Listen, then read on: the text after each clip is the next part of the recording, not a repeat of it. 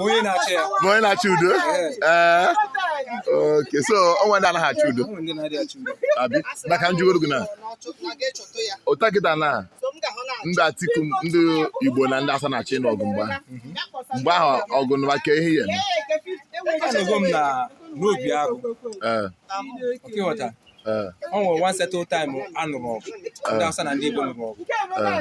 During Abacha. Okay, ghọta. Oge ahụ etinye Aburo Abacha.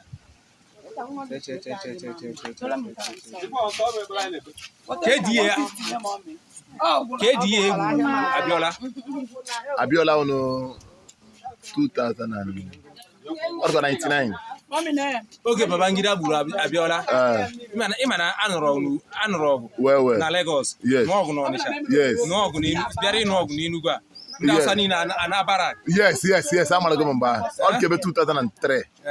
2003 or 2004. Emecha nke a abịa na nke Chimaroke. Ndị Hausa niile na Barak. Data m ya niile anọ m n'ime obi agụ gọgọ. Ị nọ n'ime obi agụ? Ị mara ebe a nọ m na Igbo onye Igbo.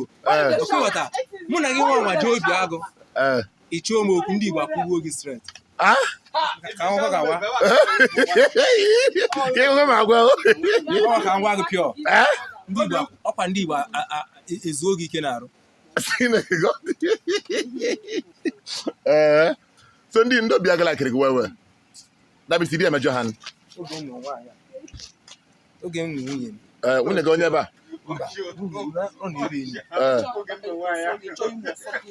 Ogene ka akwụ from Obiagụ to Asaba.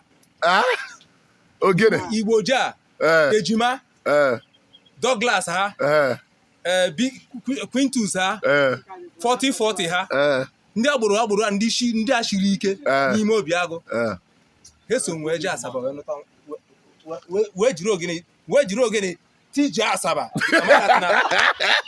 amara mụ na onwe m bụ onye Hausa bụrụ onye Igbo.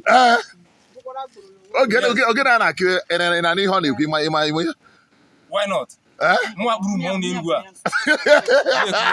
Eti m mmọnwụ n'obi agụ. Eti m mmọnwụ n'obi agụ nke a shọ ije obi agụ aka si na ọsụsọ ma bụ onye Hausa tiri mmọnwụ n'obi agụ. Ikpuru mmọnwụ? Egbu mmọnwụ. Ibi n'ihe? Oge ayaya. Ime onye a na-akpọ ayaya n'obi agụ.